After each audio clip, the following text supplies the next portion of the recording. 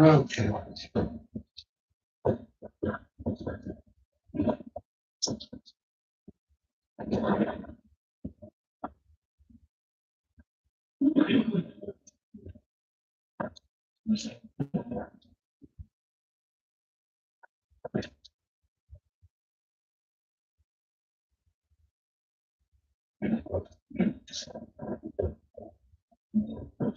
Like I said, I'm sorry. We'll start to meeting with the budget.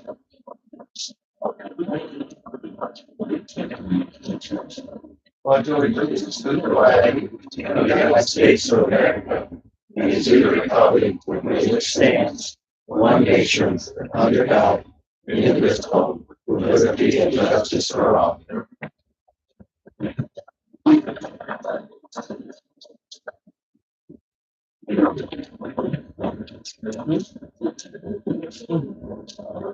A couple things I'm gonna add to the agenda, make an amendment to.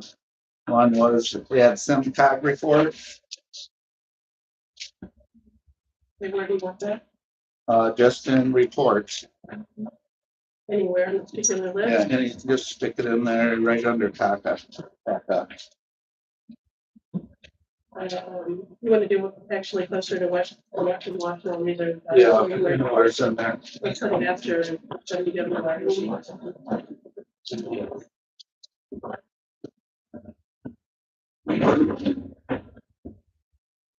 And I wanna add a building review under old business, What do you, What is that?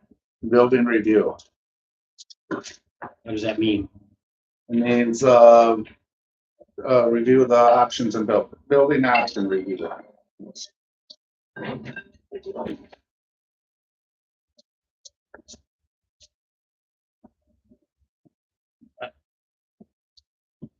I'm gonna vote against that as a addition to the agenda at this point. That obviously we do have a lot of folk here, but that's a pretty big topic and not have been brought to the public option ahead of time. I've had this discussion with Wayne. There's nothing that means that need has to be done today. And That what? there's nothing that says that there's anything of that we have had any preparation for or for today. And I think it's inappropriate to add that to the agenda at the last minute. Well, I just thought we'd bring it up, guys, out of the compassion that you weren't here at the last meeting, and I'm sorry about that. Understand that. Okay, but you were here, you weren't here, so I thought we need to bring it back to the table. We do, but we need to make it so that we have some idea of what that means. It's not just a general discussion of every option we've had. No, you've had two options. You've had three options. You guys added a fourth one. And so it's just a matter of discussion and options on the building. And so that's all there is to that.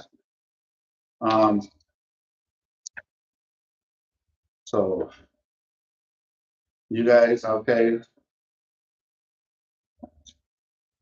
So you're gonna approve the consent agenda or no, you're not gonna? Well, we have to, I mean, we need to make a motion to amend the agenda to start with. Okay.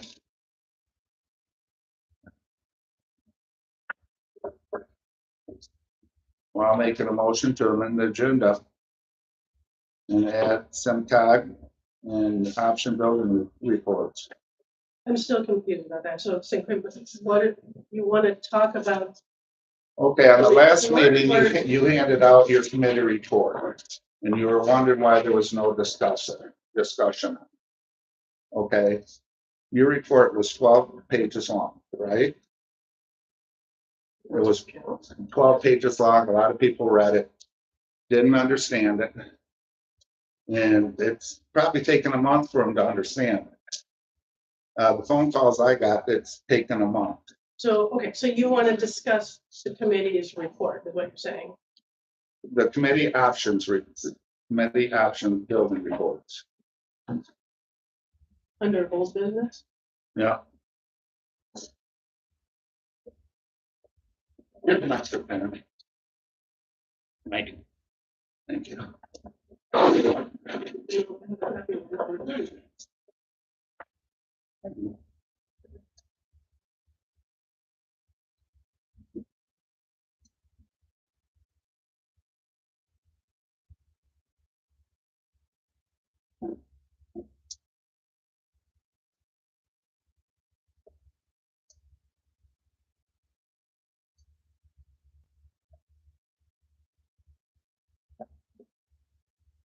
Okay, I made a motion. Does anybody, okay, I make a motion to, for that, SIMCOG and the options report. Does anybody second it?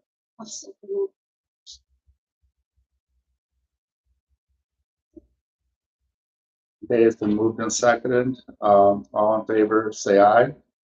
Aye. All opposed? Nay.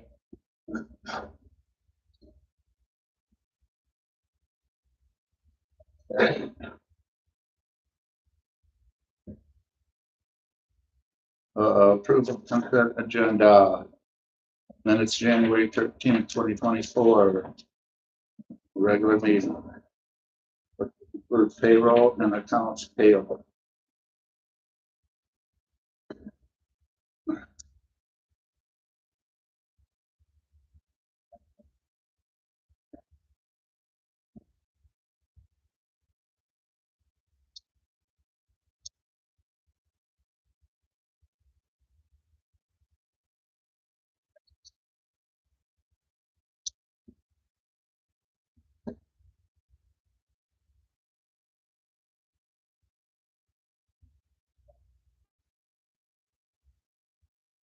It's a motion. I move for the approval of the consent agenda as submitted. Any second? I'll second that. Then moved and seconded. All in favor, say aye. Aye. All opposed?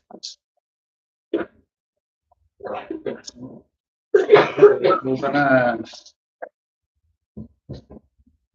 Okay, public here, public comment, and it's gonna be 3 minutes. Well, we do have Jennifer Smith from the Tulsa Senior. Oh, that's right. Center. I'm sorry about So that. Yes. I told her she could go first. Yep, go ahead, Jennifer. Thank you. It's all right. I'm going to sit here. I did talk to Ann about it, and I didn't bring enough materials for all of you. I wasn't expecting this many people. So I'm going to address my comments up here. If anybody has any questions, I'm happy to answer if we have time. So thank you for having me. I want to introduce Paul Schisler, who is also the chair of our board of directors. So he's here with me.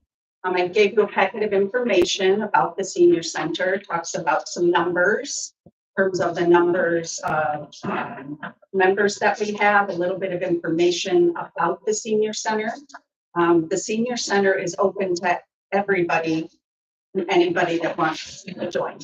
So currently we have 1,309 active members. That was as the end of December, and 112 members with addresses in Lima Township. We have members in addition to that from over 50 different communities. And we provide services to a lot of people who aren't necessarily members of the senior center. So you'll see that reflected here as well. Another one of the services we provide is free fare-free vouchers for rides on the wave. And we do that with grant funding, and we distributed 597 of those last year. That was $20 each. So a lot of seniors were able to ride on the wave door to door to get to the places they needed to be. We also have what we call an AN van, and it's a van, but we take people to medical appointments. So we have 8 drivers that take them to a medical appointment and stay with them and then bring them back home. In 2024, 35% of our revenue came from contributions from local municipalities, sponsorships, businesses, fundraising events, donations, and memberships. And Lima Township, thank you very much for giving us $4,000 in 2024. We appreciate that very much. Our budget operating income for 2025 is $805. $805. So it's slightly up from last year, not as big of a jump as it was in 2023 because we had ARPA funding. So we're asking that you consider $4,500 this year. And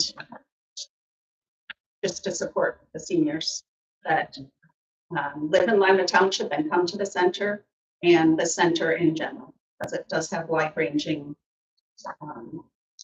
implications and resources and programs that are available to everybody. Any questions? What's your primary source funds to get the $687,000? So 35% of our funding comes from municipalities. And the other things that I mentioned, 65% comes from grants and contracts. About grants, as most of you probably know, is that we have to ask for that money. And we're not the only people that are asking. So we spend a lot of time having to come up with 65% of our budget from grants with our hands up saying, please, which is time taken away from what we could be doing and meeting our mission. So one of the things that I'm so grateful about in terms of the contributions from Lima and the other townships and the city is that in most cases, it's a known entity. I don't have to worry that I'm not going to get that. And that is a great relief. I know there's been a lot of discussion and concern about what's going to happen with the millage, and I wish I had the answers for you right now, but I don't. I know the Washington County commissioners have been meeting about it, and they're keenly aware of the pressure that's on them to do right by this. $11.3 million over the next 8 years is a lot of money. So we don't know exactly yet how senior centers will benefit.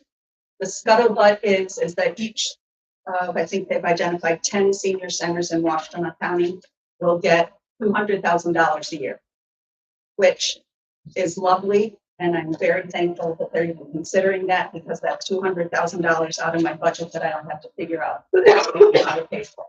Don't have to make the hard decision about services or staff.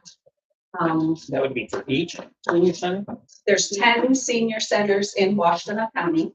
But then there's also a lot of organizations in Washington County that support services for seniors. So how the rest of the funds are going to get allocated, I'm not sure. They're talking about like an RFP process. So. What is the RFP? Their request for proposals. RFP, yeah. So just to clarify, it's $11 million this year, and it'll be more each subsequent year. Right. Okay, I just wanted.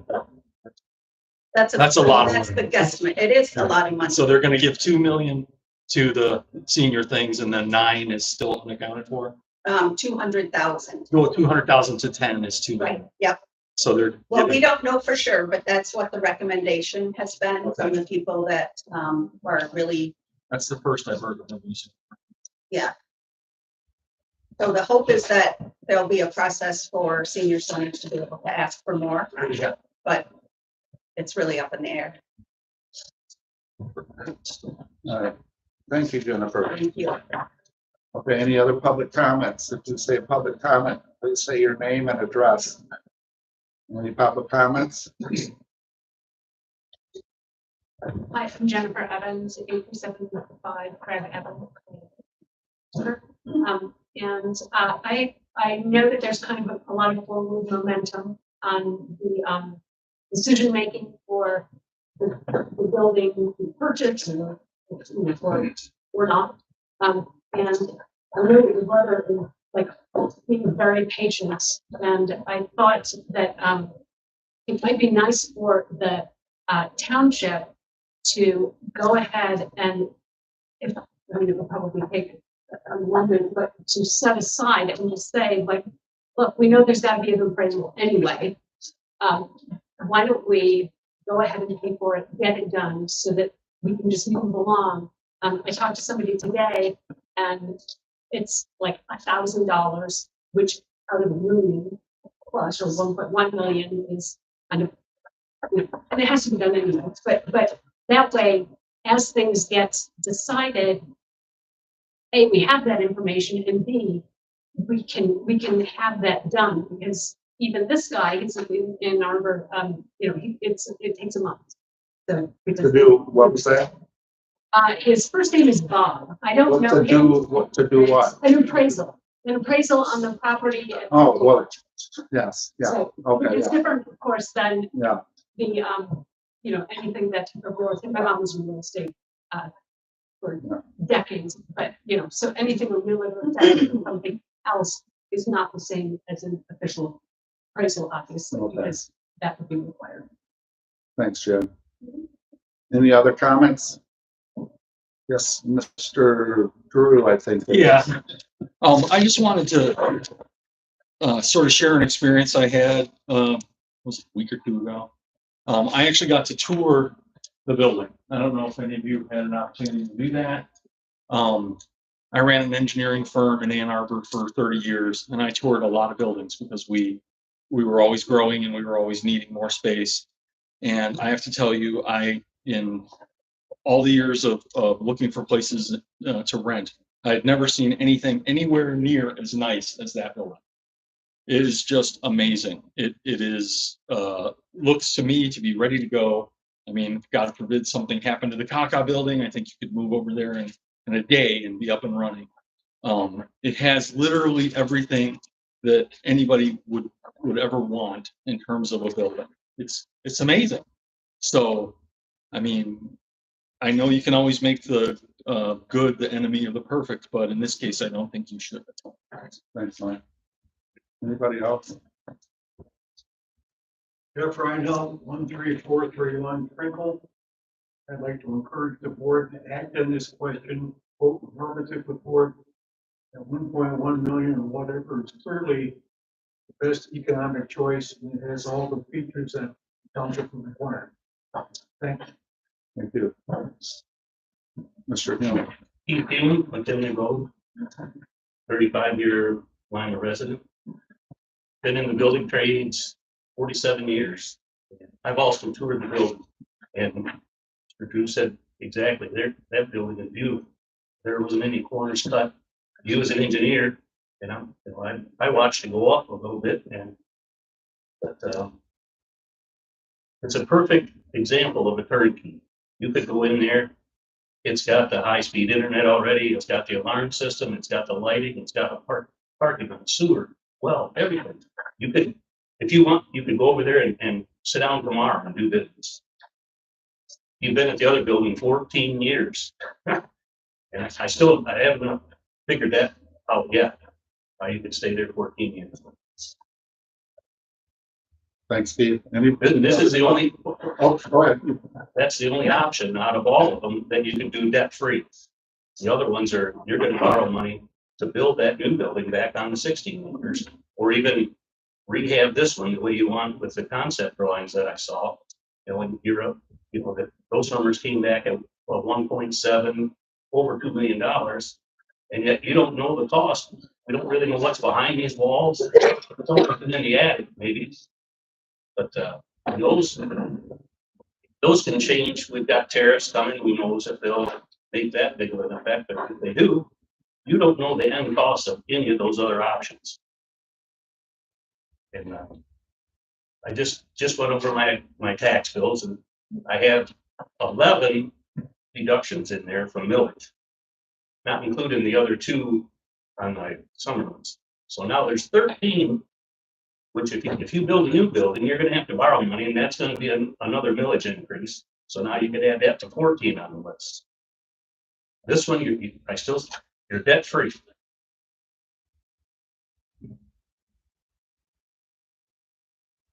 Thanks, Steve. And Oh, go ahead. And you Dexter folks, you're facing, and this figure really got me, a 241.8 millage bond for the schools that you're voting on that in May. And they don't have it, and I have no idea if you'll live long enough to pay that on your tax. That's a big number for a school. And the matrix thing, I appreciate all the work you put into it. There's a method that's from a little bit of the old school. You use two columns. You have a want column and a need column. I think we need to fill out that need column first before the fancy bells, whistles, want. And that's how I run a house. I think everybody, as a farmer, as a working person, I'd like to see the want and the need somehow. And that'll do it. Thank you. Thank you. Young man. As somebody that's toured that building as well, and Bill, on what he said about want and need, I think that building has what we, Can I get your name, please? yeah, Cameron Revel, 11800 Dexter Chelsea Road. I think that building has what we want and what we need. And I think anybody on the board or anybody that would be to make points against that building, I don't think you should be on board, and I don't think you should be representing the taxpayers. I don't think you can make valid points against that building. If you can, you might be more here to listen to them, but I don't think anybody here has spoken against it. And if you sit there and you try to argue against it, I don't think you should sit on the board and you should resign. That's all. Thank you. Anyone else? Yes, sir. Everybody, I'm Paul Kissler. My wife Ann over there, wave to everybody. We've lived on at 12950 Tranquilly Road since '97. I don't come to a lot of these meetings because you probably all know why. And I've been watching this thing for decades, talking about fixing this building. We're spending about $3 or $4 million in building some new building somewhere else. I toured this building we're talking about here tonight last week. It is stunning. A lot of you are old enough to remember when this was Stuckey's, right? Yeah. I used to stop there on the freeway to go to the bathroom and buy some root beer or something. But this building has, I'm only going to do a fourth of what I wrote down. I rewrote this 12 times, but it's got an updated electrical system, including a backup generator, updated plumbing, including 2 ADA compliant restrooms, additional parking, several private offices, a kitchen, and a really big meeting space, almost the size of this room. It's beautiful inside and out. It's a huge parking lot with room to add more parking. I think we said, 40 parking spaces to fit in there now. It is the only sensible solution. In all these years we've been talking about this, it's the only sensible solution to what would fit the needs of a township like Lima. A brand new building is crazy. I would vote against spending that kind of money on jacking up everybody's taxes. I think that's nuts. Putting a lot of money into this building.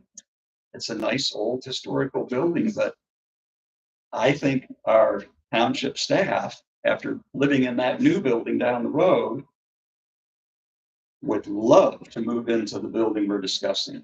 And I'd be shocked if we don't vote that way. One other comment I want to make, I've heard that some people are worried about this conflict of interest because our supervisor's brother owns the building. That's a no-brainer. He can easily prove he has no financial interest in that building. You can get a lawyer to write up a consent agreement stating that he has no interest, and once the building is sold, his brother's never going to give him a damn dime of that money. And you can put in all kinds of clauses there, where if later down the road, anybody finds his brother giving him money for that building, right? We hang him from the tree. He's not going to do that. He cares about this township like most of us do. This is a fabulous opportunity to not blow $4 million on some building that we do not have a quote for that's gonna stand up under the increased cost of building materials in the next couple of years. Nails went up today. Listen, this is like the perfect golden opportunity for this township to buy that building. It's almost move-in condition, move the wall here or there, and we're good to go for the next 50 years. Thank you very much. Any other? Yes, sir. Hi, I'm 780 Steinbach. I do commercial real estate and construction, university, school, whatever. I went to the building, I took a look at the rent that was starting before. That's what I do for a living, threw a cap rate to it. And it comes right out, using 7.5% return. Here it is, we came out each year plus 3%, so it runs from 1.1 to about $1.5 million. I looked at some stuff, we took me through it and say the conversion of the building to do for the next 3-4 years.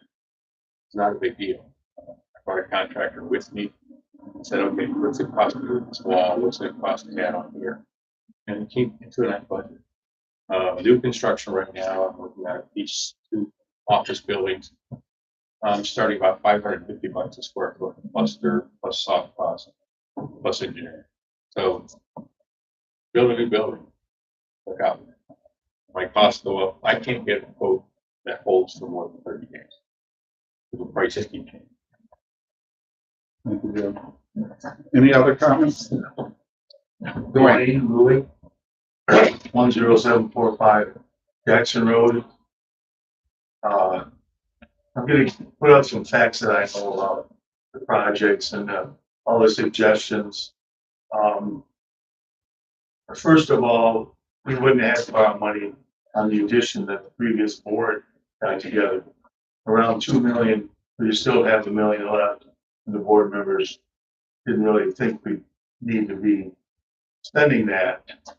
The other thing is, once you go and change the footprint of a building, a municipality, you open up everything with detention ponds, parking. There is a different ordinance for a meeting hall, a building ordinance, maybe about parking or something, but I know when we started here, we started a whole lot less, and as it went along, everybody needed something more. Drainage, more detention pond, walkout basement, then we need an elevator. We thought in the beginning it'd just be for storage. We wouldn't need an elevator, but we did. The fire department needed an extra driveway. I mean, a lot of these things came up. And I cautioned the boards, if they buy that building, if you add on to it, you're gonna have a lot more costs. You change the footprint of the building, you have to do all that other engineering, parking, protection pond. And I think appraisal is important on that, and a report from the Washington County Environmental Health Department. I thought it was the voting room, the meeting room seemed a little bit smaller square footage wise. I know it is, but Bob, you had the numbers on that, didn't you? Not on the, not on Fletcher. Oh, okay. What's this one? The committee said, this is, This one. according to our architect, it's like 1230. This? According to Scott and Delran. Oh, According to the committee, it's 11. Yeah, I don't think that's right either. well, we measured it with a 100-foot tape measure. Did Makes you the go- ceiling height. Did you I think it do, makes you feel smaller. yeah, did you go to the front door or just, We went alcove? out here, what this is. Rectangle, not with that alcove. Yeah, you got a little bit more there, okay. So, yeah, it is probably, the ceiling is lower, seems a bit smaller. But I'm suggesting that if the township decides to put an addition on, this theory has not been brought up by anybody, but, I disagree with a statement from this one report that there's no historic value here. A lot of the old families like myself, this was the last building left of Mill Village, which was Lima Center Village. In the 1850s, there was a stagecoach stop, Pony Express, tavern, blacksmith. This is the last building left, built in 1849. I think whatever we do, we should definitely preserve this.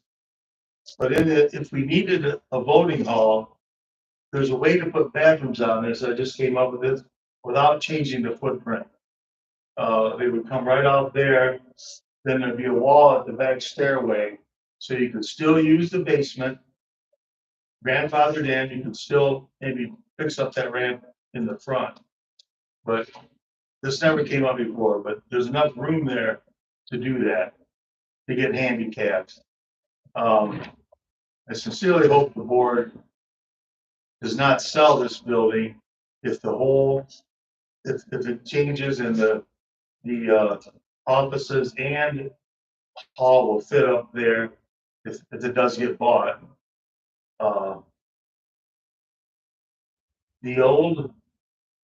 It's kind of hard for me because this has always been where you go to vote. This is Stanley Township. And the other one was right down at my grandfather's farm on the hill before they bought this in the 50s. But I really believe go down the basement and look at all the stonework in the walls. And I hate to see us lose that in the future. If somehow there's money, I think this would be a great place for agricultural museum. If we don't use it, we can use it, fine, but I don't think we should sell it. Thank you. Thanks, Dwayne. Anybody else? Winky Beach, 11350 Jackson Road. They say you can't bring a horse to water and make him drink. And this poor horse has been dragged to the water hole for almost 20 years. And I'm tickled pink that finally there's options. I mean, I remember watching, one group just had tunnel vision while the audience was complaining. So I think it's great. We have all these options. My only thing is I sent a letter into the you all because they suggested that I write a letter and do it public comment, so I'm not going to get into my letter. I'm coming from a big military family. Everything is about follow regulations. And if this is the best option, what used to be Stuckey's, great. But I think so. There's no hint of impropriety. Mr. Van Riper needs to recuse himself from the vote because if there's four of you vote, great. Even if 3 out of 4, great. But just so there's just no hint of impropriety, which is what my letter was all about, I think you should recuse yourself. I mean, I see it on the news all the time. Judges that say, oh, there's conflict of interest, I need to recuse myself. If others, they don't, and it becomes a feeding frenzy for reporters. And I just heard this the other night, Elon Musk needs to recuse himself. So I'm tickled pink. You have options, but whatever happens, if the Stuckey stays on board, I feel strongly to follow the rules and regulations. You need to recuse yourself from the vote. But it sounds like even if you do, it's going to go through and great then. I just want the township to have a great place and not go in debt. Because as the general always said, paying interest is like pouring money down the drain. So just buy what you can afford. Thank you. Go ahead, Sarah. My name is Sarah Helmer and my husband and I. John's lived here all his life. And actually our home is older than this building, so we know what it's like to have to remodel. My address is 11640 Louisville. So I saw the proposed new building on Fletcher Road when it was first built, and then I saw it again today. I come from a construction family, and that building is a beautiful building. It does look like it's ready for an office immediately. I think that this building is a very good compromise for our community because the old building, it's hard to redo an old building. It's expensive. There's a lot of historic things we have to deal with. And building new, the construction field, like the other gentleman over here was saying, to buy lumber and everything's so expensive still.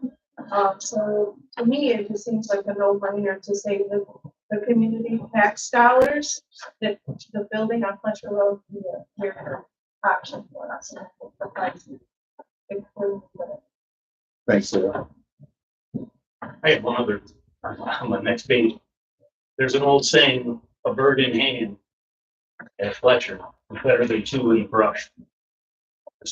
And that's proven for history for years, for hundreds of years. Thanks, Steve. Anybody, any other comments? Yes. I just wanted to point out something that the committee has discussed, that it's a beautiful building, looks turnkey for the township's uses, it isn't quite so turnkey. There are legal requirements for voting as far as space and distances between things and the ability to close off the room. And then also for circulation, there will need to be some work because the parking is going to have to be behind the building. The what? The public, you're going to want to route pedestrians around the building. So while it's perfect shape and certainly a lot of users there, would probably be some work that the township would have to do. Hey, Elizabeth, that's a good idea, and I thought about that when this first came up. We're trying to design something for the voting space that we use, once or twice a year maybe. And yet, what would be the state law or whatever, if you were to hold a vote, say at the church over here, or the fire station, if that's big enough on the inside? A lot of the smaller communities, they use their fire station for their voting. Right. And why, yeah, schools, you could designate your voting at a different building. Right. Okay. Any other public comments? Don't we vote here currently? Why Yeah. can't we still vote here? We're still going on this. This hall is fine. Anybody else? Any other public comments? I see a hand. Yes. Sue Rogers, next to Chelsea Road. I just want to echo, let's just do what we can afford. I understand there's a dollar amount in the bank to go towards an uptown list. With us losing Chelsea annexing property from us and losing taxpayers from Lyman Township, I don't want taxes to go up because we're taking on something we can't afford. Let's, whatever we can afford, I don't care what it is, let's do that. Thank you. Yeah. So, as a former clerk, I'm sorry, Teresa Reinhall, 154-31 Cleveland Road. As a former clerk, I must say, there's plenty of space there. There's almost as much space as this, and there are plans to expand if it's needed. But we all know that people are voting not in person so much anymore, and I think that's going to continue to be the trend. Nevertheless, I want to talk about the subject that was brought up of conflict of interest, because I went online and I did a little bit of research about Michigan Township officials' fiduciary duties, and I'm going to read it to you. Michigan Ethics Code is reflected in the state's constitution's oath of office, which requires all township board members to swear under oath to faithfully discharge the duties of their office. This is a fiduciary duty owed to all members of the public. What exactly is a township board member's fiduciary duty? At the most basic level, it includes a duty of loyalty and a duty of care. The duty of loyalty prohibits self-dealing and voting on decisions where a member will personally gain from the outcome. Michigan MCL 15.342 incorporates statutes of the duty of loyalty by prohibiting all of the following: disclosing confidential information acquired in the course of serving the township before public disclosure is authorized by the board; personally benefiting from the knowledge or use of confidential information; using township resources, property, and funds for personal gain or benefit; negotiating or executing contracts, making loans, or issuing permits if the individual involved has a financial interest for the board members. So, duty of care. In addition to avoiding self-dealing and conflicts of interest, each board member has a duty of care that requires them to act in good faith and with reasonable care in managing the township. This includes, but is not limited to, fulfilling the statutory duties of a member's specific office, attending meetings, and casting informed votes on all decisions before the board. Supervisor Van Riker has demonstrated this duty of care by exercising due diligence and evaluating the options available to the township and engaging with the community to acquire the information needed to arrive at the best possible outcome for the township. creating a committee to consider the options available as part of that process. And participating in the township vote related to the purchase of property held by a family member may have the appearance of impropriety, but it's not necessarily a legal conflict of interest. This is not a self-interested transaction. It's obvious this is not a self-interested transaction. There is no apparent injury to the public in purchasing the property at 50 South Ledger Road. And I would say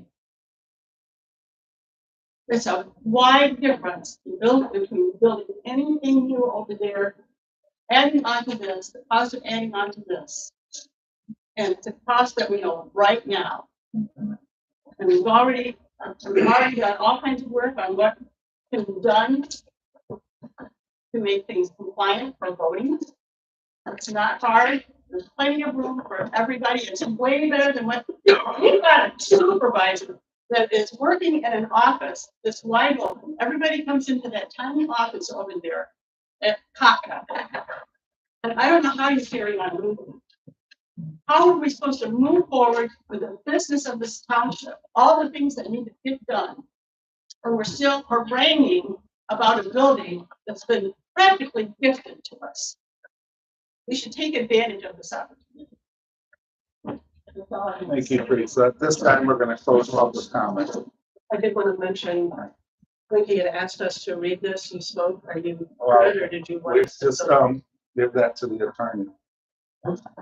Give it to the attorney, that way he can work it over. What? This is Twinkies public comment. Why does that have to go to the? She attorney? had a public comment. And that's what she said was that, right? Isn't that what you? Basically, in a nutshell, the second page is Mark's, the part I of know, edits. it's legal stuff that an attorney can go. Okay. Just my copy, if you want to give up your copy, that's fine, but. I couldn't It has find nothing my to do with copy. with what you're gonna choose. It's just about doing Well, everything. I'd like it to go to the legal. Well, we should at least note that we received as part of correspondence and public comment, that we received this letter and put it in. We've got some that's it's been public comment. He requested that. I was told that I should request that instead of just saying it. Well, it just needs to be reflected. It's like all any right, other because the public thing of comment. it is if everybody wanted a letter read in public comment, would be here reading letters. No, actually, that's how it works. If somebody, I thought you might not be here, and she's sending the comment, and it asked for it to be read. And they do that in the Well, planning committee. I was just told, Okay. maybe I was missing. Okay, we're gonna move on to reports. Annette, treasurer. Can I, before we do that? Yeah. I mean, since Victor is here, Yeah. and that has come up, I guess if we could have a brief opinion. Well, That's can I have from- a public comment? comment? I don't disagree with what Teresa stated, right? Victor, I assume, Bill, you invited Victor here? Yes, sir. And I just found out about all of this a couple of hours ago, so I haven't had time to look into it. Look, conflict of interest, like anything else, is driven by factual situation. I've only heard, bits and pieces of what facts are here, and so I'm not in a real good position to draw any particular conclusions. I know that his brother owns the property, but it is very, very possible that somebody in the family owns something, and it doesn't necessarily create the conflict of interest unless there is some type of a personal interest, a financial interest that is derived from that relationship or that deal or whatever it is. So that's a correct interpretation of what a conflict of interest is. There is an appearance of it. I agree with that for sure. But without taking a look at all the facts and circumstances, it's hard to pin that down. So, But I guess the question is, you explained what does that, but the fact that his brother owns the building per se is not a conflict of interest in fact. It's not a conflict of interest in of itself. Okay, So that's really the answer. That's all we know, because we don't know or they're doing other than that. And as the gentleman there with the shirt indicated, you can circumvent contract with interest by contracts or by other types of agreements too. That were concerned. So, I mean, yeah, I don't have a real good legal opinion on this right now because I don't have all the information. Okay? I was brought to the meeting, brought up to speed with what was going on 3 hours ago, basically. Well, the crux of the question, I think, that we've heard before and now is the mere fact that that they are siblings, Yeah. and that in itself is not That being cause. said, if you had bylaws and you had some type of an arching procedure in the township or something like that, that said that certain relationships were a conflict of interest, then Well, but I don't think we have that. I don't think any of us are aware of. Okay, need any more questioning? I just thought since Victor was here and you had him come here, that was basically the crux of the question. Got you. Okay. You got your report? The report for the month of January. I have about 500 tax bills left out that are paid, which equates to about $2 million. I still have 83,000 to come in from the summer tax. And the 3 CDs that renewed in the month of January brought in 17,000 worth of interest. And most of them I made short term, and they're about 4.3%. Not knowing what we're going to do with it. Thank you. Mariana left a report for us.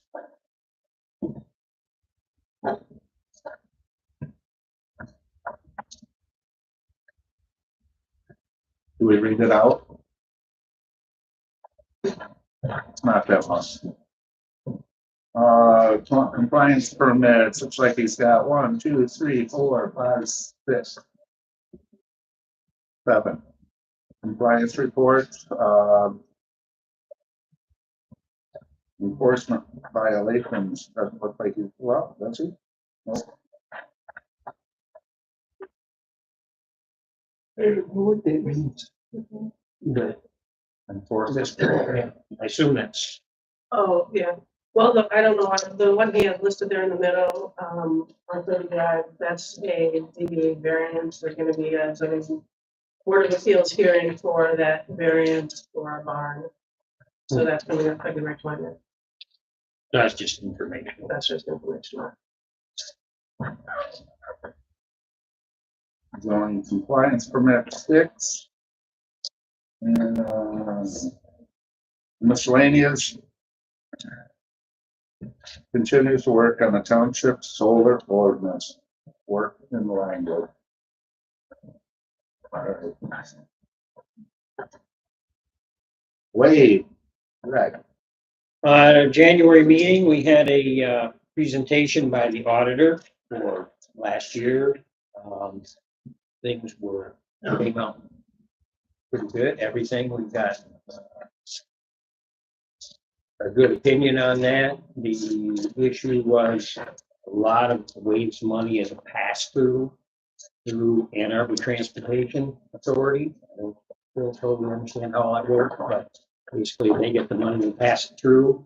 They've been having horrible problems in their bookkeeping, and we actually waived what's shorted as much as $200,000 in the past, and it is not recoverable. It's past the closing of the time, but our current director is staying on top of that, and our new bookkeeper and auditor are staying on top of that and working.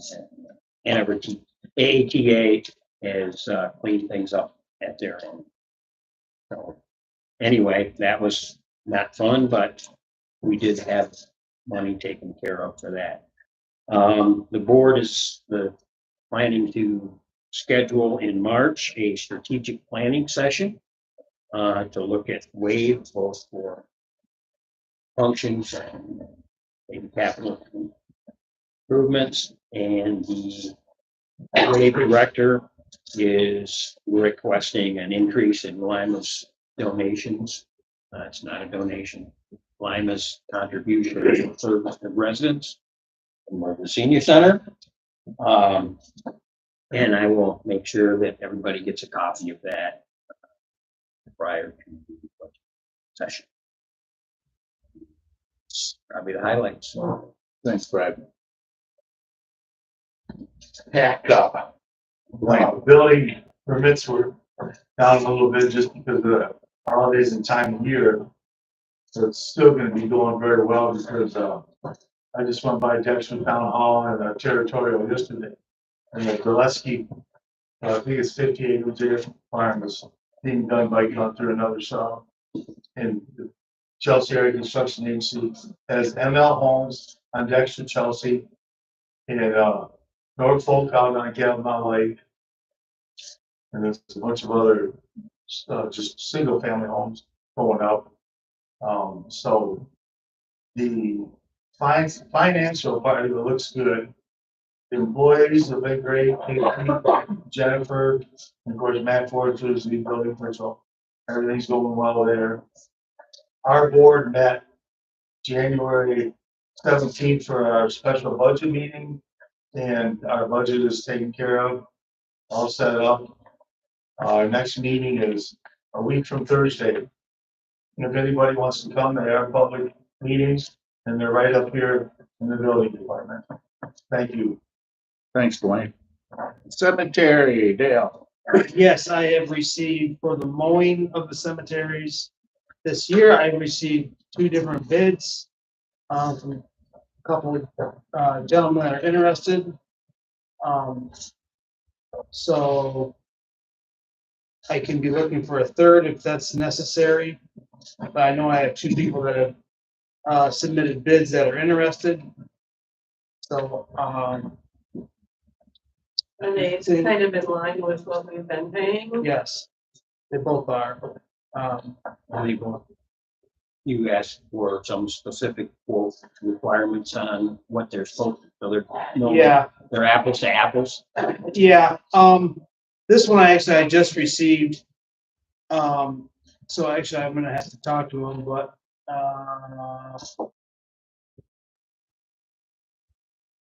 I'm gonna have to call him about this and, discuss about the frequency. And what he's, thinking. So The other that I have does have it listed as of mowing, every other week. And except for the town hall is mowed once a week. And weed whacking for both times.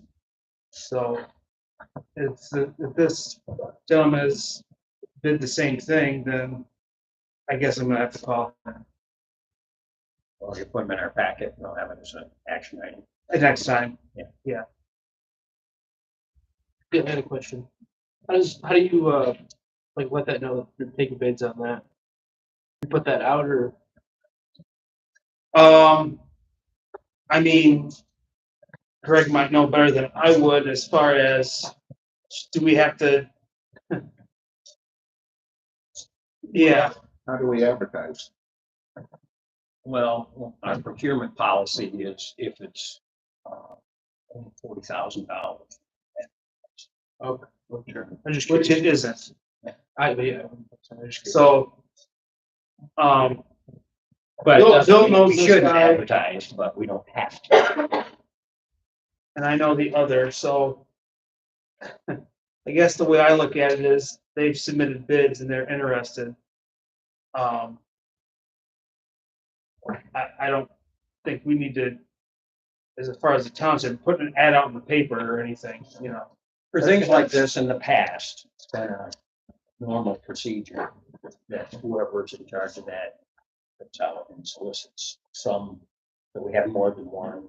It's like for the cleaning, Yeah. that, you know, it's entailed a few $100. It's been solicited, I guess I would have to say privately, if you will. It's not Yeah. put out for public bids or anything. Doesn't exceed the 40, well, it used to be 40,000, changed it not too long ago to 40,000.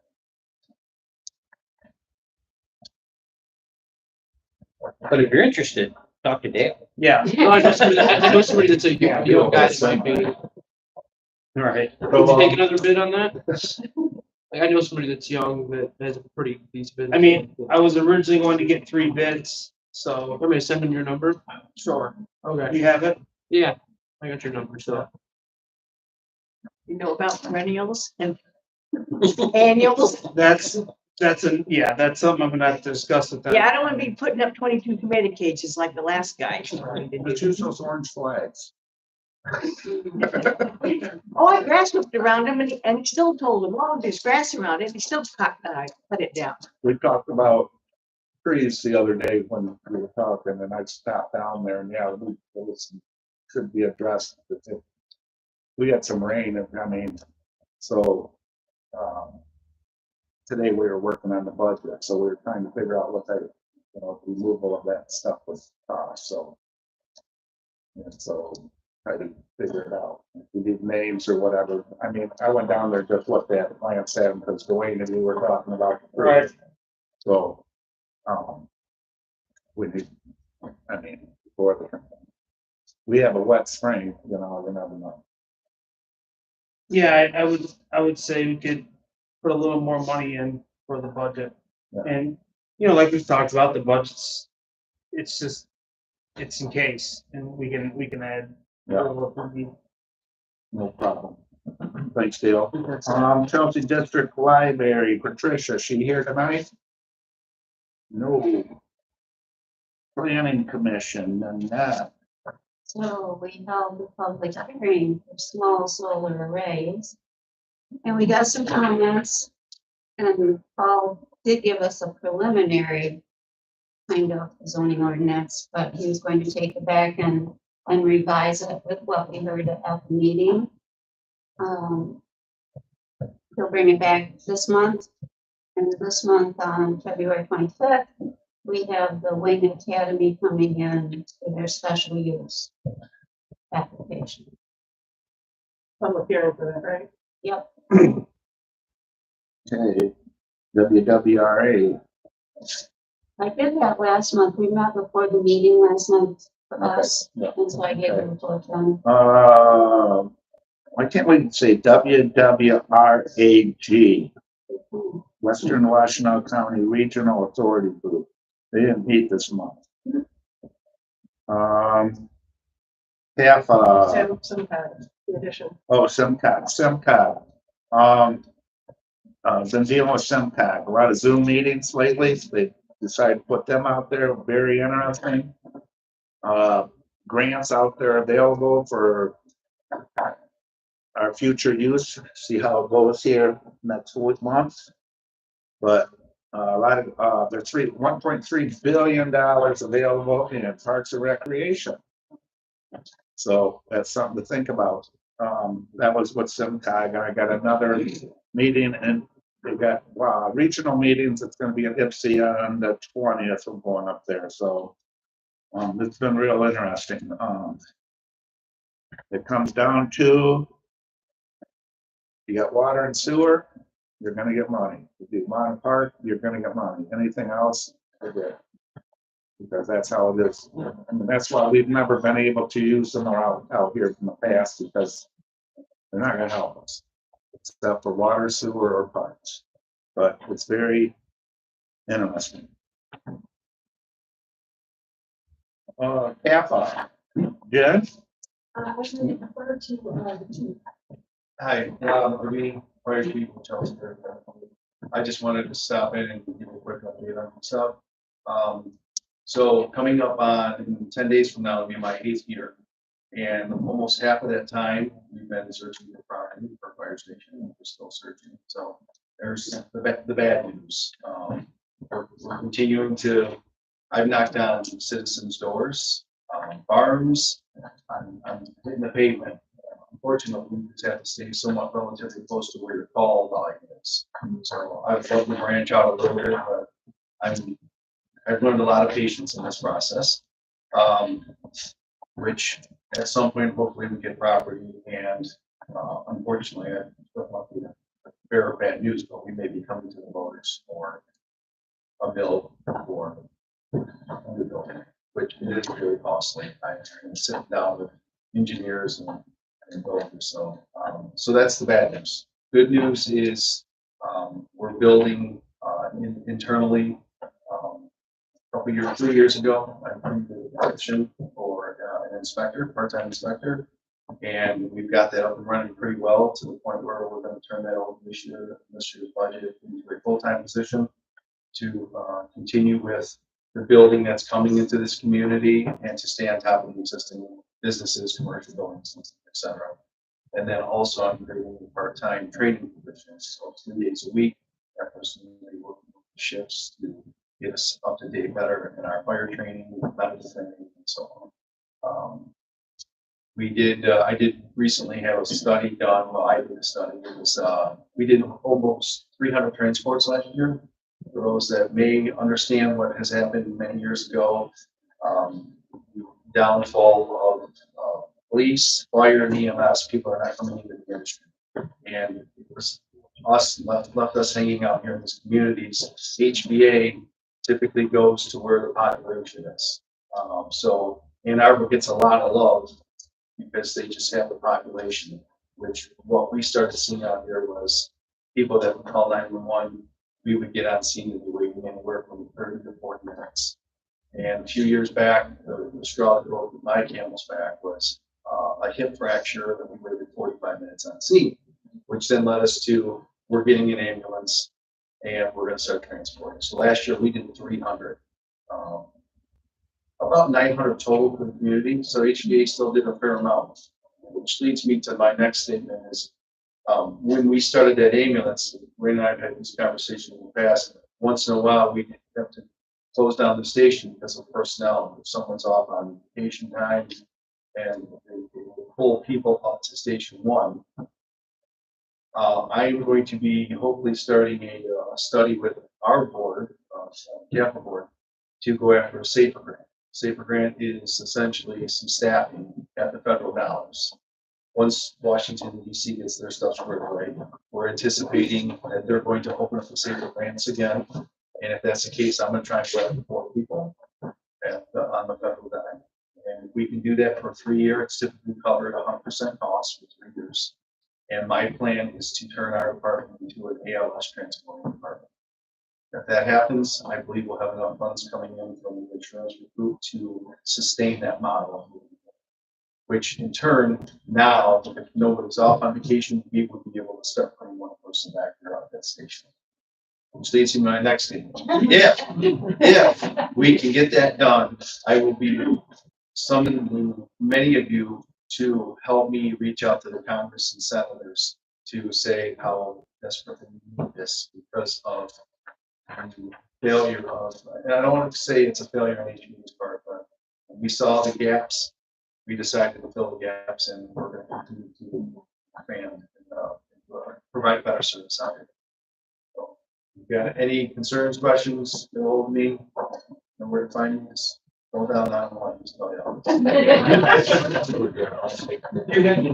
Could you describe like what area you would like to be in and how much?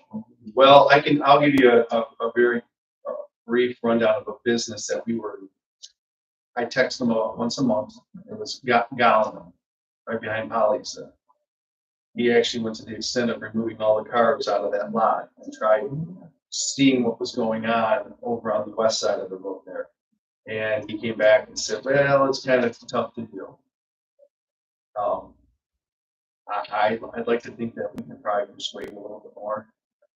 I recently went on record at the Chelsea Vision meeting last week or a week and a half ago, and I uttered some words that is very difficult to say, but I'm looking deeply into the imminent moment.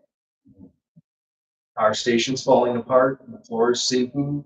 That was built on a landfill. And, we are outgrowing the building. It was built in 63. And we have to move on. And, I take this very serious when I say those words. Because actually I had one council person who tells me, say, well, you can't do that. And I told him I beg to differ. We are a legal entity and we can do it through the lawyers that we've already discussed. So it's primarily near Chelsea, not. Yeah, Not here. we base it off of where our call line is. Yes. That's how fire departments are strategically placed throughout the communities, based on call line. So anyways, I won't belabor this. If anyone's got questions, give me a call. I don't guess I want to do this, so I have to. Thanks a lot, chief. Everything. Thanks, Rob. Yeah, of course. Yeah, so in January 28th, there was a school district election coordinating committee meeting. And that's where I learned that we will be having a May election because the school board does have a bond proposal. At the end of that meeting, so that meeting is essentially all of the clerks in Washtenaw make up the school district election committees for all of the individual schools that are represented in Washtenaw. So the schools or the townships that make up the Dexter schools met at the end to determine how we were going to handle that. It will be a very small election. For us, it's about 50% of our population. As far as I know, Chelsea schools will not have anything. The big question was early voting. Early voting laws are such that we are required to do early voting for state and federal. It is optional for local elections. This will be only a local election. So after a lot of discussion, we did come down to say we will not do early voting for that election, which I'm relieved that SIO very much wanted to do it, which makes sense. They're bigger, they have more voters. It would make more sense for them, but it's a lot more burden on us. So, we will be having a May election. Only those in the Dexter schools will have a ballot, and we do not have to do early voting. Another thing I wanted to ask everybody, there was a request from a 4-H group. I sent it out to everyone, but didn't get a response. I don't know if we have a policy for running the town hall, but if you saw the email, there's a 4-H group that wants to use the town hall once a month for a small group of kids. Do we have a policy on that? Have we done it? We did have a policy at one time. That it required like insurance and a cleaning issue. And it became, I don't know if we had a policy or if it was you recall in that. No, that's what you just said. I mean, but I don't know how that was just a requirement for each request, or if we had some kind of written policy. But that didn't so, and then it also became an administrative issue. In the form of the Belgian clerks to do that, of course, and the clerk said he didn't want to deal with getting. Okay, so it sounds like they're suggesting that we don't do that because we don't have anything in place. Well, I guess that this group could change whatever we want to I change. would vote for letting them use it because that's what we're going with. And I'm sure there's residents in that 4-H group. And I think it's a good cause, a good thing. And I don't see anything wrong with it. And I don't think, they're going to do graffiti on the walls. I mean, Yeah. No, and I think we have used before. I've seen pictures of kids using it. Like I said, I got this question and I didn't know what to do with it. And so. Yeah, we used to meet here and then we had 4-foot rooms and we'd sweep really quick and be done. Yeah. Hey, Bill, can I say something pertaining to last year, the Chelsea players group of kids came to us. I think everybody remembers that, and they rehearsed here. They couldn't rehearse high school for some silly reason, but we let them rehearse here and had no problems. And I think it's a good thing. So it was done 2 years ago. So it sounds like we at least don't have a policy against it, but so if I tell them yes, I'm willing to open it for them and make sure it gets clean, then. There was issues with, I don't know what we did for in the past. I mean, that's probably the most recent one in 10 years. Yeah, I was kind of just checked on them and was the problem, so. I highly doubt they're gonna be hell raisers, so if we can kick them out, we'll kick them out. Right. I don't think that was the issue. And I think we should, I don't know, yeah, well, I think we should, I have no problem. It's just a matter of we have to supply them with something to clean. Okay, so let me, for the next meeting, because I didn't have anything to say, I just wanted in the things that were in there. Maybe put it on the next agenda and I'll get it official and I'll agree that with something that we should do. We Well, don't have. probably should have some kind of. Like a broom in the corner that they can just sweep with, because I mean, Well, like for each about kid, there what was the one requirements part. are, and we should probably check with our insurer to make sure that, because I know that was an issue with before, that an outside group using it, and those issues there. Okay. So actually, speaking of policies, other thing that's coming out, because we don't seem to have any written policies, or I haven't been able to find anything, or not anything expensive. Mariano wants to get policies in place. I think he and I will be working together to get some drafts to run by the board. All of the doing that's into that, some samples, just so things go more smoothly, communicating between zoning and some of the other committees and the other positions.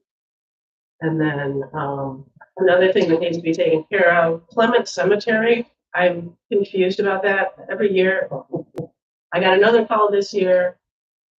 They say that the township owns it.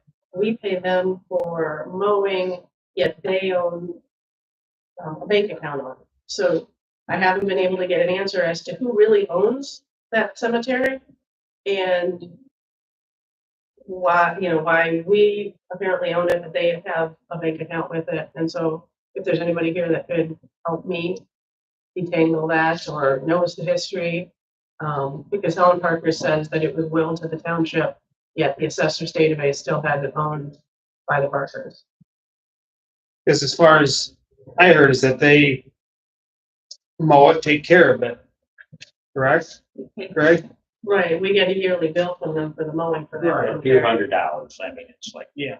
$750. used to be 200 or 300. I know, I went down there and cut, and there's a bunch of limbs down that I cleaned up. Yeah, I just wanted to get an answer because Helen is confused about it. I have no history. Brian had no documentation, so if anybody knows even where I should go, You can talk to Arlene Barris potentially. Okay. See, it's been, as long as I've been involved with the township, been in history. It's theoretically, it was told that yes, the township owns it. They have their own board. It seems to be their own. We have nothing. We have never. That cemetery is the board. Well, yeah. That's they why do we their- have this checking account. And they do their own replenishment of that board as people come and go. We've never had it come here. And Yeah, so it it's seems been, confusing to me because we don't own it, or we do Well- own it, but it's in their name, but we pay them to mow it. theoretic, and that we've just given them a stipend for doing that because it was cheaper than any other contract we've ever had. And it's a definite mystery and a self-perpetuating mystery. Okay, I might have a clue. As someone who just established a cemetery, it should be registered with Washtenaw County. So you might go down to the Washtenaw County Clerk and see what they know about it. okay. Yeah, it sounds like Helen thinks that it was willed to us possibly when her husband died, but we have no record of that. I'll get back to her and That would see be if the she. one, It'd be the Washtenaw County Clerk. yeah, and Arlene Barris can do the best history. There's a deed, that's what it's in. And that is that kind of in a nutshell, the way it's been for 30 Because years. they are coming to this very there and everything Yes, and is done. the other people they have. It's been Okay. independent. It seems to be a yearly call when she gets a 1099 from her bank account and she doesn't know what to do with it and wants to give it to us. And so we'll do it. I don't know. That's all I got. I've already done a year. Supervisor, did some MTA, Zoom meetings trying to figure out this whole, budgeting thing. been real interesting with that and helped me out today. And then that, I appreciate both of you guys being there for me. Washtenaw County Road Commission, met with them last week, went through all the roads that we're gonna be working on.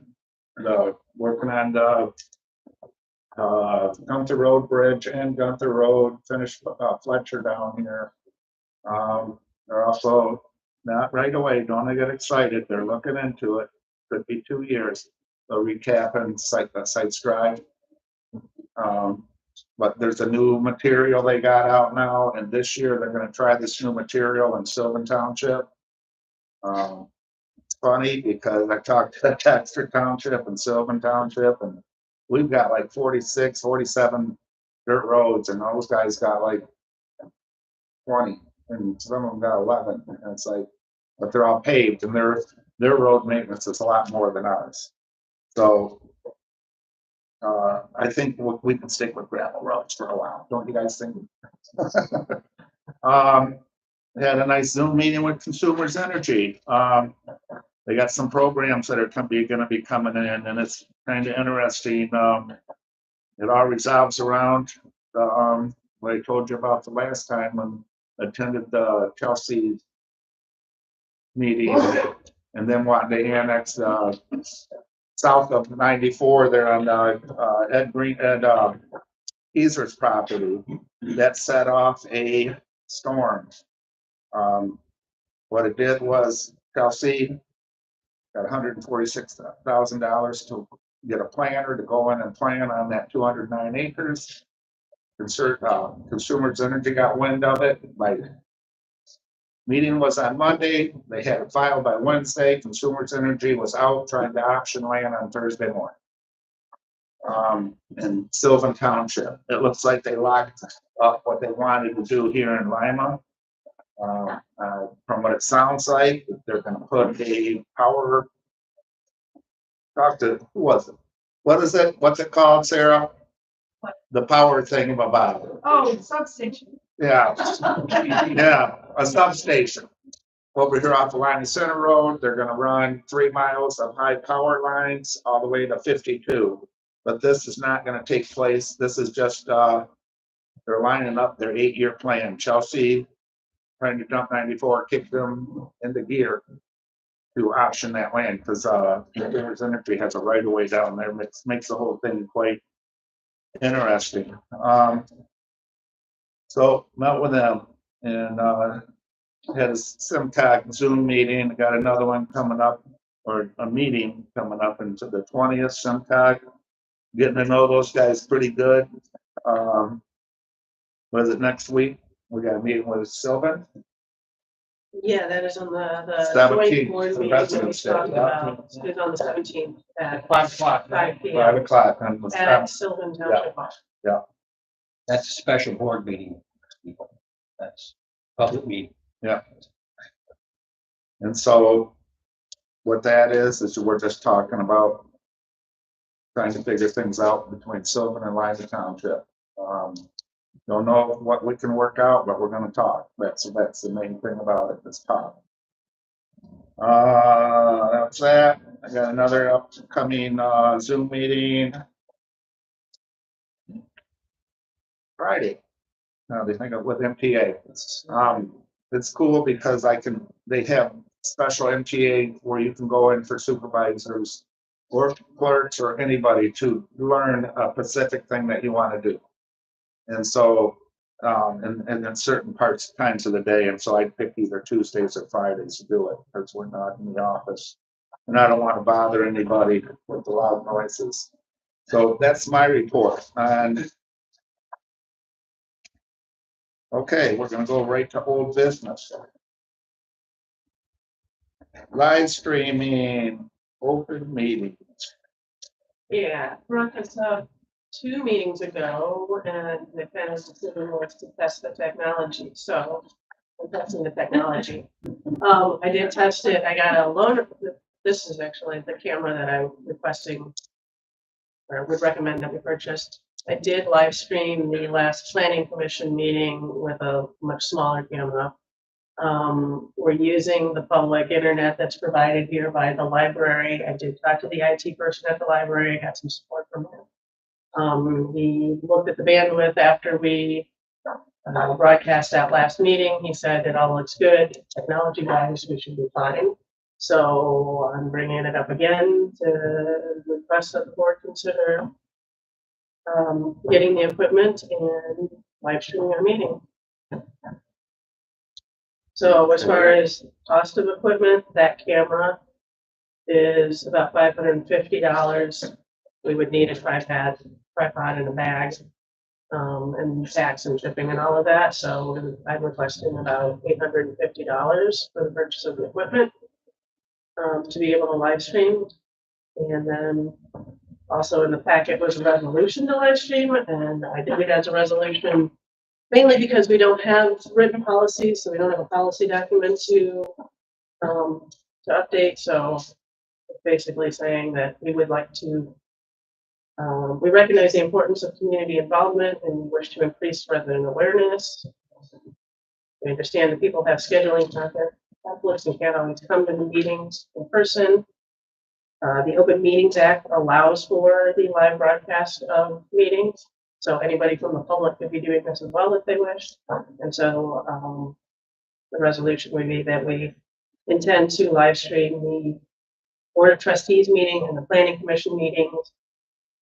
I'm saying that the clerk would oversee the process and that the recordings would be made available online for a period of 3 months, which that's up for discussion if we want to make it more or less, whatever. And then after which point it will be deleted. So where are we streaming it to? Where they? YouTube. YouTube? Yeah, so all of that is free. You can get it. I set up a free account on YouTube. This is streaming on YouTube right now. You can find it on YouTube by typing at my. Can I make a point that I think you do approve this, that you make it available, like the state doesn't ever get deleted? This is good to have a digital record of this. There's no reason to delete them. They're on YouTube. They're not taking up space. It's good to be able to go back and see what was talked about in a meeting years and years ago. Well, I have a written record, Yeah, we all Yeah, have that's the same as dealing with your audio homes described. not discussion. You had a question over here. It's a board discussion. So Just a quick question, would it be a link that you would go to Live Township and you'll just click on the link? If you have your phone, you can type youtube.com/@Lima Township and you can what's streaming right now. And then they would still be there at that spot. You could link the YouTube channel on your website though too. If we agree to do that, I would. so let's say you have a YouTube app, you just put at Lima Township? You would go to YouTube and type @Lima Township, yeah. So, So you want a resolution on that? well, I wrote it as two things, but first the purchasing, so. Well, it seems like we should pass the resolution before we buy it. Well, I didn't know, should we pass the resolution? Kind of have to have that. Okay, well then I will offer the resolution for live streaming of public meetings, which would be resolution number 2025-03. I'll support the resolution. Okay, it's been supported. All in favor, say aye. With the Roll call. Resolution to roll call. All right. Mr. Lewick, Aye. Havens? Aye. Aye. Yeah. Like a pass. What about you? Oh, aye. I didn't know if that. If I got to vote. Oh, yeah. Not only that, you have to. I learned. Okay, so you can do, then the supervisor declares it. Cleared adopted. Okay, so we will be live streaming our meeting, so now that that's approved, I would like to make a motion to purchase equipment for live streaming out of our capital equipment budget in an amount not to exceed $850. I'll second that. All in favor, say aye. Aye. Oh. All opposed? Clear.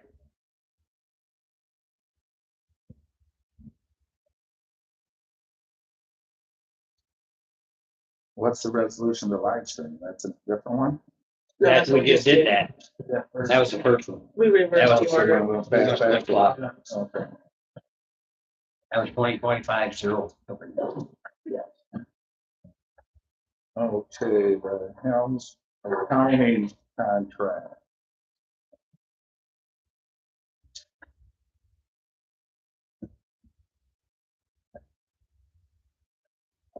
These are the people we've been Oh. using, right? Yes. Yeah. This is for one thing, so we met with today. When we signed, when the township signed up with her in December 2023, she wanted to kind of get an idea of what services were needed. There was a lot to kind of straighten out after multiple, changes in clerk. So she was just doing an hourly rate. What she does with most of her clients is have an engagement letter such as this. What she's saying for us now that she's, familiar with us and what we need, she would come one day a month. Generally the fourth Thursday of the month.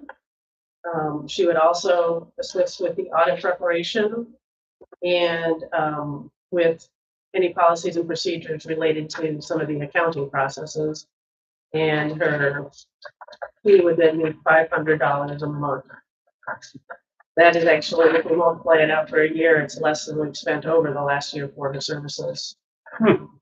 So, Well, I'll go ahead and make the motion, for what the, Haynes, this new accounting contract, I would like to approve it for this, a year exactly, for this year, 2025. For their proposal dated January 30th.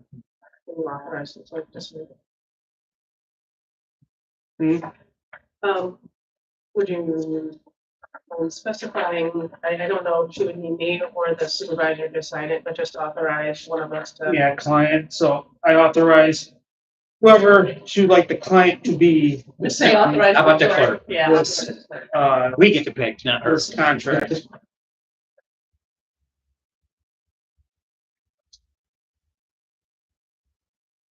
I'll support that. Okay. Moved, supported, the vote, all in favor, say aye. Aye. All opposed? Motion passed.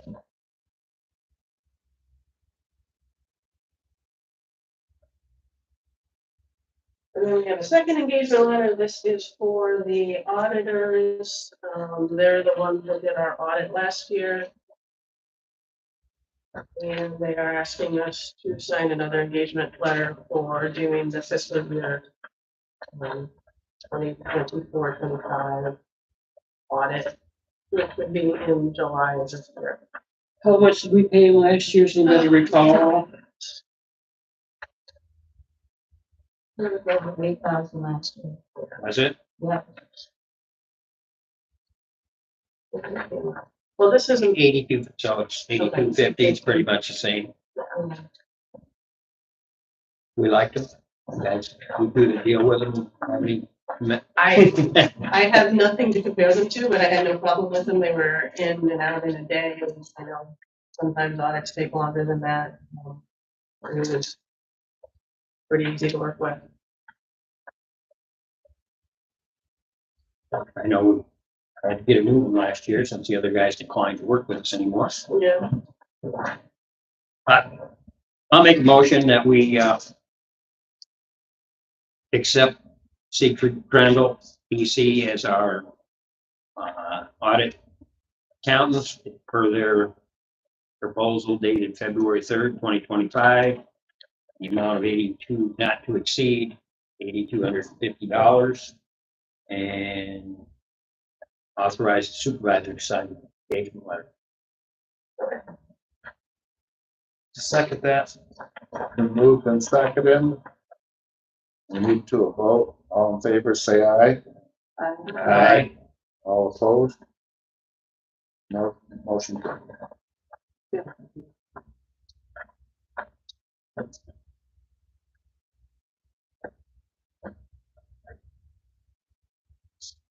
Okay, at this time, I'd entertain a vote for the Fletcher Road purchase. A motion, I would entertain a motion for the Fletcher Road purpose. Anyone? So, when we talked a couple weeks ago,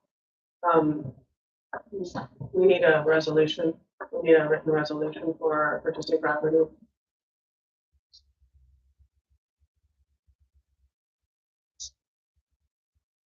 Why is it something you plan to do all the time? It's required by law. So that's why you did it. That's why I told you that we needed a resolution, because remember we did. All right. I'm just saying, you do know that tonight is done. I'm confused. Got people, that tonight was my deadline to make a decision. And so at this point in time, you knowing what I put on there and didn't correct it Wednesday. What do you mean didn't correct it?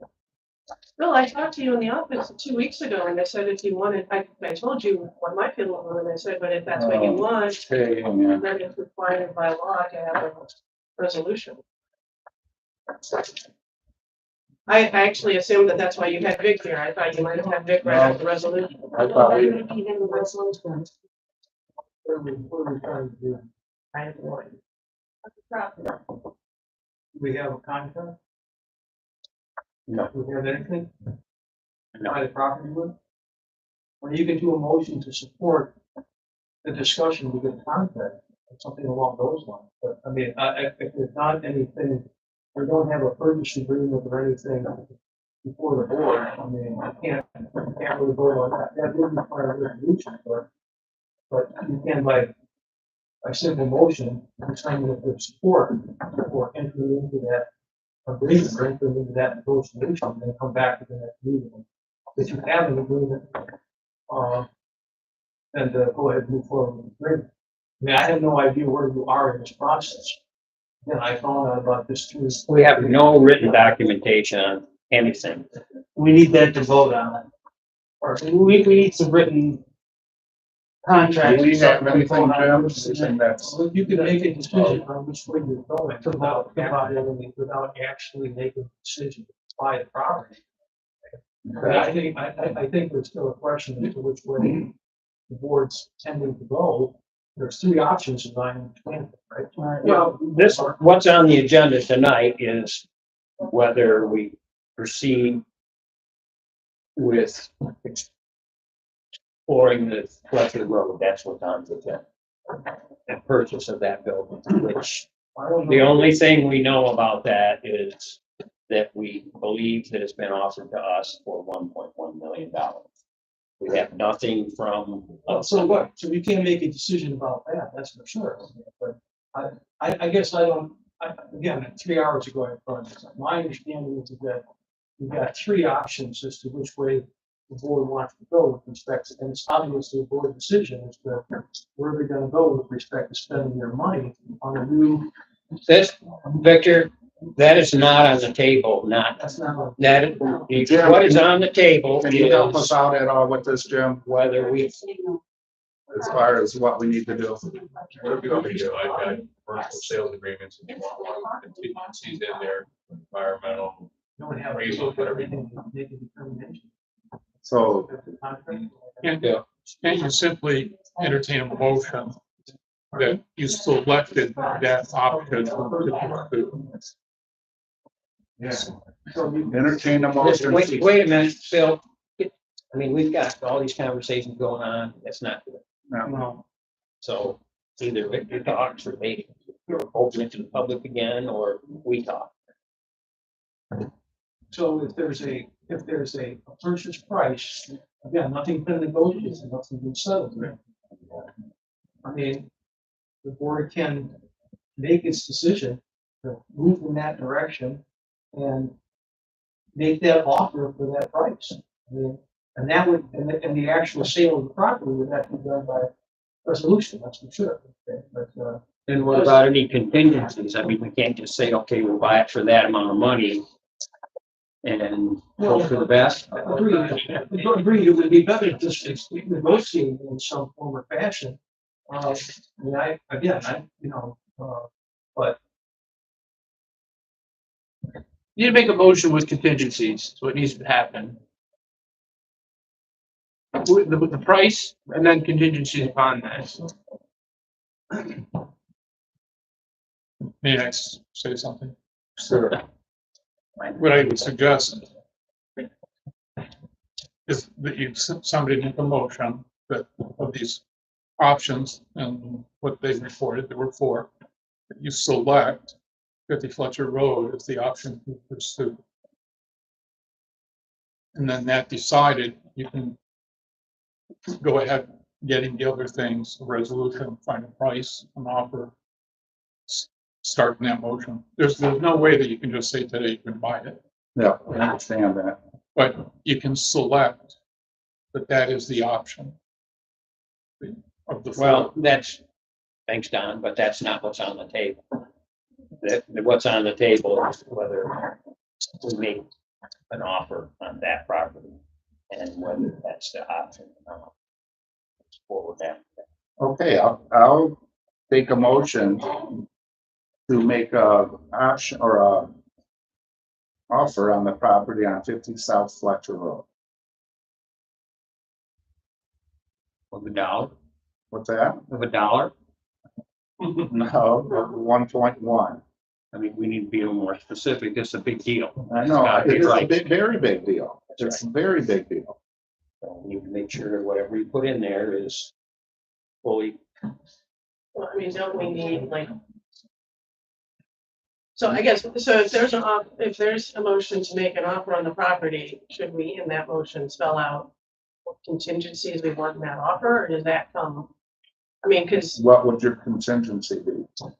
appraisal and, certain, whatever inspections need to be done, review of the environmental analysis or what was that? Environmental report from Gas 2011. station. yeah, typically there would be a sales agreement that would include all of those things. You don't just, it would be better if there was a sales agreement that was before the board right now, if that's the way you wanted to go. But what I'm saying is that, you've got a proposed sale for 1.1 million. I understand. And we have three options. That's one of them. And you can make a decision as to which option at this point you want to pursue. And once that decision is made, then you work out the details of the sales agreement to finalize the deal. So we would have to, because right now it's really just, are we purchasing the property or not? That's what's on the table. It's just a yes or no on that. So you're saying. I'm saying to put the situation is, if you guys want the appraisals done, then we're gonna have to pay for it. Okay, the problem is to find a comparable building like that in the area. Okay, but here, there is. no Any way- appraiser can get a price. Right, we need. That's what they do. Yeah. Like, if you were getting a mortgage, which we are not, if you had to get a mortgage, a bank would require an appraisal. Or if you would loan in money without knowing that we're. Well, yeah. So we as a township need to do our due diligence to And make sure. environmental, that is already, No. yeah, what's that? It needs to be independently confirmed. Jim's a nice guy. He goes in the township, and does that. So so you guys really have no problem spending money, do you? I mean, I'm not putting anybody, the township out on the limb, but to me, when somebody offers their services. Well, I'm telling you, I wouldn't spend $1 million on a property without an appraisal, and if we do that as a township, we are not. No, I'm not saying that, but when you take somebody who is commercial realtor who's doing it for nothing for the township. I'm sorry, are you a licensed appraiser? And sales appraisal, like sales agreement, environmental. Oh, okay, well, You know. I mean, I think the first step is an appraisal, that's. mean, that's- Those are conditions we have. The first step is to decide, do we want to pursue it? I think That's what's on. I think if you don't pursue it, I think. May I make No. That's your least interest. No, because People not public comment. We had. They don't have to comment, 'cause we're the people. I move to pursue the purchase of the 50 South Fletcher Road. I move to pursue it. Is that what you want? Yeah, that's what we all want. That's what everybody here wants, I think. The condition you guys are in right now, voting to pursue the. Okay, guys, just give it over What a you sec. can do. That's all we want. You can't vote. I mean, I'm not trying to cause an uproar. I'm trying to move this along and you guys keep moving me. Vote on that, nothing else. Bill, we have an expert here. Can I comment? Go ahead. My name is Ian Knox, and I live at 12 roads. I'm a mortgage lender for residents. So it's not a commercial property, in my experience, and it's always the same way with buying a house. The buyer puts an offer, which is contract, and gives it to the seller. And then they negotiate terms of the contract. So I think what you're asking to do is to make an offer from the township, a legal contract offer to the seller, and then you can negotiate the terms. It doesn't mean that you come to an agreement, but you have to put it as a contract offer. Yeah. To start. That is exactly what I just said. An offer on paper. Yeah. Okay, but. We have nothing This is- for us. We'd have to vote on that to be able to create an offer to put on this tape. Am I incorrect on that? I mean. Just make a We motion. have, no, we should have something that we can review ahead of time and have it in our packet like we always. And this is the biggest thing that we have to do, and we have nothing again. Run the board in options, and get all the information. So Make a motion to pursue it and then come up with the stuff. this is not what's supposed to happen. So We're tired of going back and forth. in our, Well, the situation is, and I'm just trying to, you guys don't understand. I mean, I obviously you must be against it because after tonight, either we vote on an option to pursue it with a $1.1 million and then go to come to terms with it, or tonight, it's like, it's gone. And I'm leaving it up to you to figure out how we're gonna at least lock it in, to say we'll negotiate. If we find something wrong, we'll back out. But I'm just saying, at this point in time, this is the time to either shit or get off the pot. And I can't sit here and agree to disagree with you. Because it doesn't make sense. Can I make a motion? Yes, ma'am. I'd like to make a motion to make an offer of 1.1 million on the Fletcher Road property. That'll get it started. Thank you. I would request that if you're going to even consider it, that we specify that these contingencies need to be in there, because you can make an offer with no contingencies, you can make an offer. I think what Greg is saying is, we don't even know what. We're saying like- Add your contingencies, appraisal, Well, I mean, it's I'm not true. the expert You in just said that, it. that's It's why I real. think Those are the steps we have to take. So make that in the contingency of it. I just want to make sure that these guys get a builder. If everybody doesn't, then to me, I think if we all go through this again, we're gonna lose our minds. You can just say, I understand something. You can just say subject to the normal terms and conditions for a commercial purpose of property. I mean, it can be, and then you work out the details. You work out, they either work out or they don't work out. Nothing's in. Right. Nothing is agreed to. Nothing is agreed to until. Start going ahead with that. It's in writing and it's approved by the board. Nothing is agreed to until it's in writing and approved by the board and the other side. It's a two-way street, both sides gotta agree. Well, you can say the normal terms and conditions. There's one here, Victor, that's definitely needs to be specified in my mind, is the site past, the site past environmental contamination. Verify that. Well, then, It just has to be part of the bill. I guarantee it. Wow, it does. Then it's not a problem, is it? No, Right. Then include that, then include that. That would be my one thing that is not normal. Well, then include that. I mean, that's not a. Can't they say No problem with contingencies that, because TBD? It's been done. Can't they specify in the resolution, including contingencies to be determined? No, Because you can't enumerate all of the contingencies tonight. No, you're not gonna be able to do that. Just so the normal terms and conditions related to a commercial sale, would include the purchase.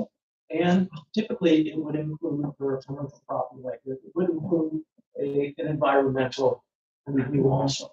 Typically. Well, let's specifically, But you can put it in there. What do you got? Aaron?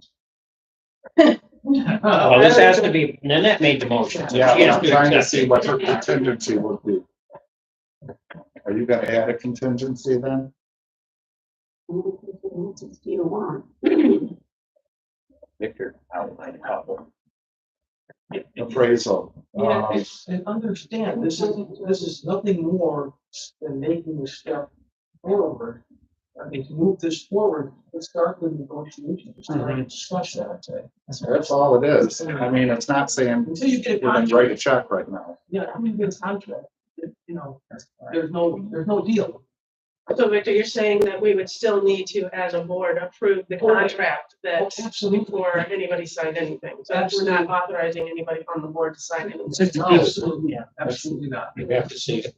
Yeah, I understand that, but I don't want, the reason I am getting so, this has been going on for 2 months, and we need, and that's, Well, Have we you known- appointed a committee that went through and did what we were directed to do. As far as. Yeah. that your committee? Then why- Our committee. Okay, our committee. It was our committee. I did. You appointed the I people. did. Okay. And I gave Pacific, guidelines, numbers. Anyway, Okay, let's get the motion crafted. go ahead. Other than, to make an offer of 1.1 million on the Fletcher Road property, subject to contingencies, but I don't know what contingencies you want. I think Victor's word, if he gets out of his private meeting there and works with us, was a normal contingencies for Normal terms commercial. and conditions. Yeah. Sorry, I wrote normal, subject to normal terms and conditions, of commercial sale. property, yeah. Commercial sale, I could say including the commercial appraisal and environmental. impact study or whatever, what do you call that? Environmental assessment. Need a phase one or phase two. I need a BEA. There you go. You throw phase one and phase two for environmental assessment, then you got it covered, right? Sorry, Jim. Right.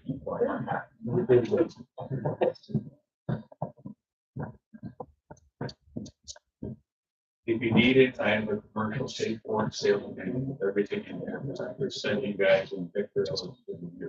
Well, we need that. I mean, we have to have something in front of us. It's the state board. We need that to do that, to even pursue this. Or I could send it to you then. Well, you send it to the clerk. That's who gets all that stuff and she can just.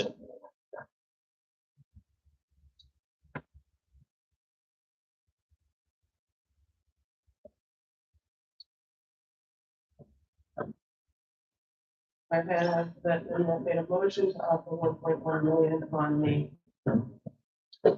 50 South Fletcher Road property, subject to normal terms and conditions of commercial sales, including appraisal and environmental assessment.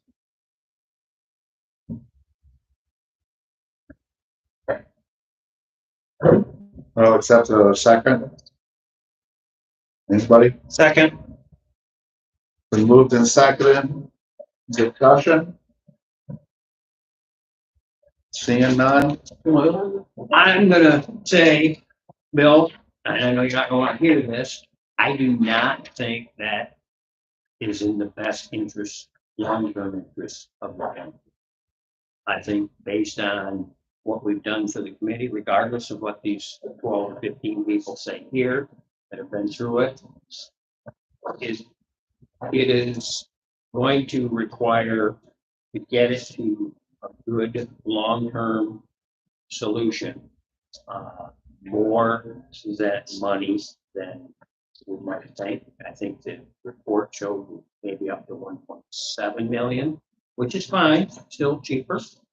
I agree with that, but the site itself is really no larger than this one. So for the long term, I think it's got a lot, as we've talked about, many amenities that we might not be able to afford otherwise. But I think for the same reasons I have stated this, Hank's heard me for 10 years, that this site is also, if that was our only option, that's fine. But it's limiting for the township's long term. It's certainly best short-term cost solution. It's probably not the best long-term use. It's long enough for me, but I don't know if it's long enough for Dale.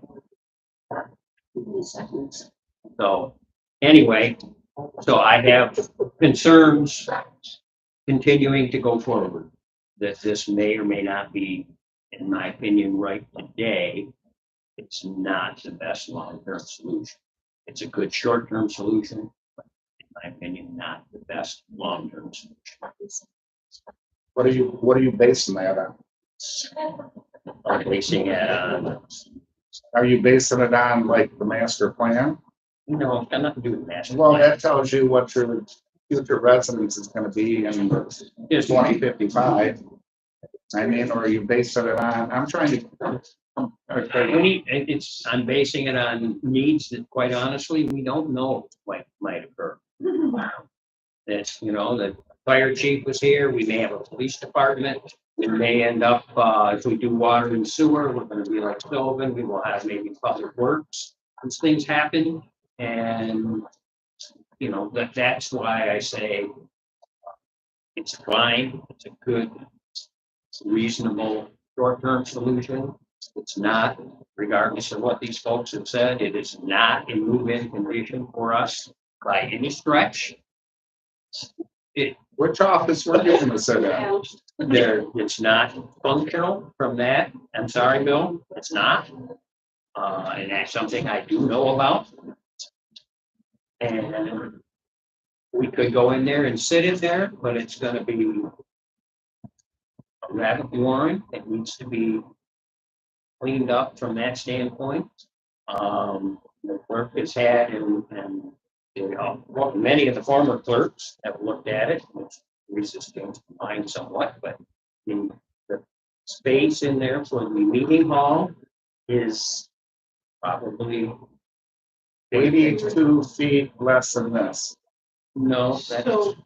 okay. Anyway, I just want to understand because your committee report showed 4,000 square feet, right? Yeah. Okay, did you read what I submitted? the one you just handed out at the start of this meeting. No, I did not. You might want I to read won't. that because, and then Dwayne said, once you change a footprint, there would be no movement, there would be no movement of a footprint over there. A footprint is what the size of the building takes, And it needs, right? yes, and it needs more space to make it meet the program over there. And the site has definite issues as far as parking, and for electives, not, so you can't park on there. The entrance to the building, I think I think Elizabeth pointed that out in her comments, that entrance to the building from where the parking would be, and we've got the beautiful landscaping and the beautiful barns, but the parking would have to be to the, I'll say west, it's kind of weird the way it is. You get larger parking, which means that the entrance to the building needs to be basically on the opposite side. It's functionally now where it used to be Stuckey's and you went in to the front door and then you bought your nut bars. Right. There's. Okay. Anyway, it just, there's those things to make it right. I'm not saying, you know, we've proven we can live with almost Read anything. my survey, because I read yours. Yeah. Oh, I know. Mine actually makes sense. Well, And you okay, should. and that one is put together by professionals. And I want you to read that. And Oh, I will, Bill, certainly I will. My concerns are along the same lines, but specifically with the elections, and I know we've talked about this. I know, there's been some people around here that keep saying that the information we get from the Bureau of Elections is just guidelines. Those are the laws that clerks must follow. Our township does have to follow them. So we do need a certain amount of space. And the spot as is does not have. the No, it's space that not. we Did you need read to- the, you guys, I'll tell you. No, you handed it out to us as the meeting. I know. I'm I'm just telling you, if you read it, There is. no way- understood it, Can I finish? sure you can.